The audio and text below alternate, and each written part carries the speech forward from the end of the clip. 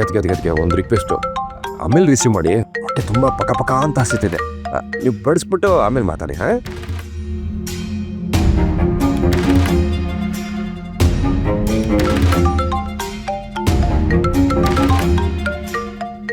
ಒಂದು ನಿಮಿಷ.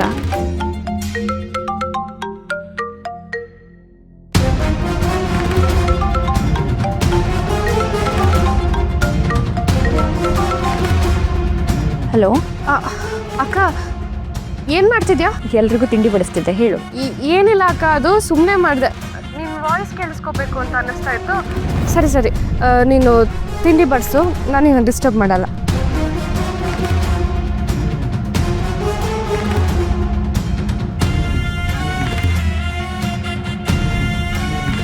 ಕೊನೆಗೂ ಬಂದ್ರಲ್ಲ ಅದಕ್ಕೆ ತಲೆ ಸುತ್ತಿ ಬೀಳೋ ಅಷ್ಟರಲ್ಲಿ ತಟ್ಟೆಗೆ ಸ್ವಲ್ಪ ನೀವು ಮಾಡಿರೋ ಅಡುಗೆ ಎಲ್ಲ ಬೀಳಿ.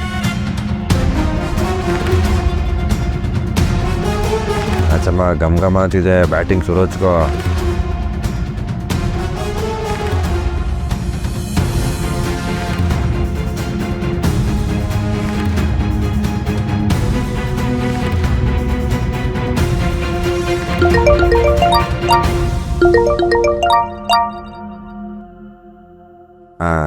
ಹೇಳಿ ಇವ್ರೆ.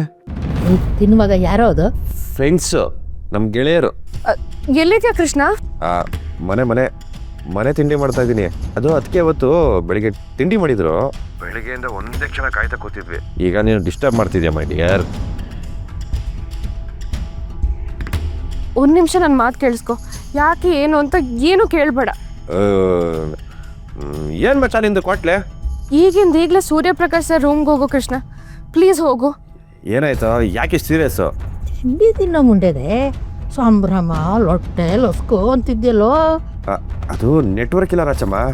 ಒಂದು ನಿಮಿಷ ಬಂದೆ. ಹಲೋ, ಒಂದು ನಿಮಿಷ ಬಂದೆ.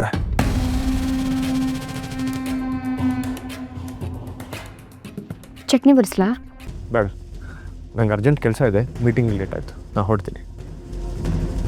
ಏನೋ ಇಬ್ರು ಅಣ್ಣ ತಮ್ಮಂದ್ರದ್ದು ತಿಂಡಿ ತಿನ್ಕೊಂಡು ಹೋಗೋಕೆ ಏನೋ ದೊಡ್ಡ ರೋಗ?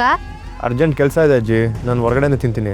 ಹೊರಗಡೆ ತಿಂಡಿಗೆಲ್ಲ ಸೋಡಾ ಹಾಕಿರ್ತಾರೆ, ಗ್ಯಾಸ್ ಶುರು ಆಗುತ್ತೆ.